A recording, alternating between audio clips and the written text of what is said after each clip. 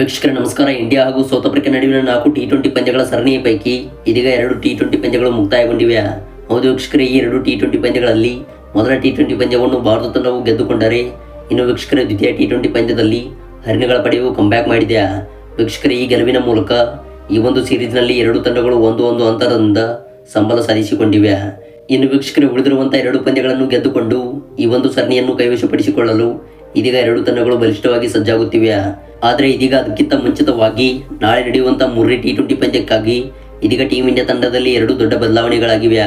ಇನ್ನು ವೀಕ್ಷಕರೇ, team India ತಂಡಕ್ಕೆ ನಂಬರ್ 1 ಆಟಗಾರರು ಎಂಟ್ರಿ ಕೊಟ್ಟಿದ್ದು, ಹಾಗೆ ವೀಕ್ಷಕರೇ ಈ 3ನೇ ಟಿ20 ಪಂದ್ಯದಲ್ಲಿ ಭಾರತ ತಂಡವು ಬಲಿಷ್ಠವಾಗಿ ಕಾಣುತ್ತಿದೆ.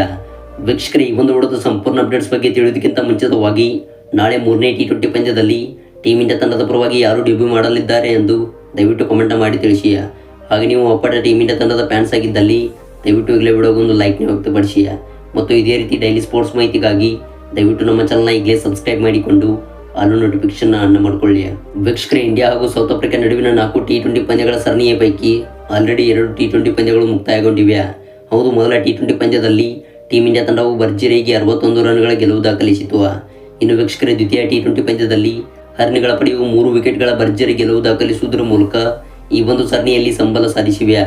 ಇನ್ನು ವೀಕ್ಷಕರೇ, ನಾಳೆ ನಡೆಯುವಂಥ 3ನೇ ಟಿ20 ಪಂದ್ಯವು ಸೂಪರ್ ಸ್ಪೋರ್ಟ್ ಪಾರ್ಕ್ ಅಂತಾರಾಷ್ಟ್ರೀಯ ಮೈದಾನದಲ್ಲಿ ಜರುಗಲಿದೆ. ಇನ್ನು ವೀಕ್ಷಕರೇ, ಈ ಒಂದು ಟಿ20 ಪಂದ್ಯವು 2 ತಂಡಗಳಿಗೆ ಮಹತ್ವದ ಪಂದ್ಯವಾಗಿದೆ.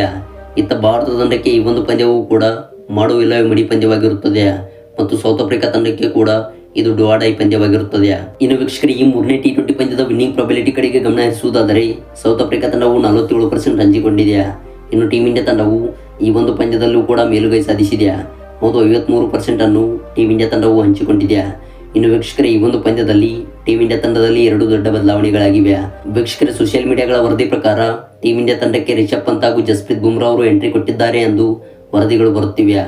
ಇನ್ನು ಈ ಇಬ್ಬರು ಆಟಗಾರರು ಬಾರ್ಡರ್ ಗವಾಸ್ಕರ್ ಟ್ರೋಫಿಯ ಟೆಸ್ಟ್ ಸರಣಿಯನ್ನು ಆಡಲು ಆಸ್ಟ್ರೇಲಿಯಾ ನಾಡಿಗೆ ಎಂಟ್ರಿ ಕೊಟ್ಟಿದ್ದಾರೆ. ಹೌದು, ಇದೇ ಮುಂಬರುವ ನವೆಂಬರ್ 22ರಿಂದ ಈ ಒಂದು ಟೆಸ್ಟ್ ಸರಣಿಯು ಆರಂಭವಾಗಲಿದೆ. ಇನ್ನು 3ನೇ ಟಿ20 ಪಂದ್ಯದಲ್ಲಿ ಅವೇಶ್ ಖಾನ್ ಅವರ ಬದಲಿಗೆ ಎಸ್ ದಯಾಲ್ ಅವರಿಗೆ ಚಾನ್ಸ್ ಸಿಗುವಂಥ ಸಾಧ್ಯತೆಗಳು ಕಂಡು ಬಂದಿವೆ. ಒಂದು ವೇಳೆ ವೀಕ್ಷಕರ ವೈಶಾಖ್ ವಿಜಯಕುಮಾರ್ ಅವರು ಕೂಡ ಈ ಒಂದು ಪಂದ್ಯದಲ್ಲಿ ಅವಕಾಶವನ್ನು ಪಡೆದುಕೊಳ್ಳಬಹುದು. ಇನ್ನು ಅದೇ ರೀತಿಯಾಗಿ ಈ ಒಂದು ಪಂದ್ಯಕ್ಕೆ ಅಭಿಷೇಕ್ ಶರ್ಮಾ ಅವರ ಸ್ಥಾನದಲ್ಲಿ ರಮಣ್ದೀಪ್ ಸಿಂಗ್ ಅವರು ಸ್ಥಾನವನ್ನು ಪಡೆದುಕೊಳ್ಳಬಹುದು. ವೀಕ್ಷಕರೇ, ನಿಮ್ಮ ಅನಿಸಿಕೆ ಅಭಿಪ್ರಾಯಗಳ ಪ್ರಕಾರ ಈ ಒಂದು 3ನೇ ಟಿ20 ಪಂದ್ಯಕ್ಕೆ ಯಾರು ಸ್ಥಾನವನ್ನು ಪಡೆದುಕೊಳ್ಳಲಿದ್ದಾರೆ ಎಂದು ದಯವಿಟ್ಟು ಕಮೆಂಟ್ ಮಾಡಿ ತಿಳಿಸಿ. ಮತ್ತು ಇದೇ ರೀತಿ ಡೈಲಿ ಸ್ಪೋರ್ಟ್ಸ್ ಮಾಹಿತಿಗಾಗಿ ದಯವಿಟ್ಟು ನಮ್ಮ ಚಾನಲ್ನ ಈಗಲೇ ಸಬ್ಸ್ಕ್ರೈಬ್ ಮಾಡಿಕೊಳ್ಳಿ. ಹಾಗೆ ನಾವು ಕೊಟ್ಟಂಥ ಮಾಹಿತಿ ನಿಮಗೆ ಇಷ್ಟವಾಗಿದ್ದಲ್ಲಿ ದಯವಿಟ್ಟು ಇಲ್ಲೇ ವಿಡಿಯೋಗೊಂದು ಲೈಕ್ನ ವ್ಯಕ್ತಪಡಿಸಿ. Thanks for watching.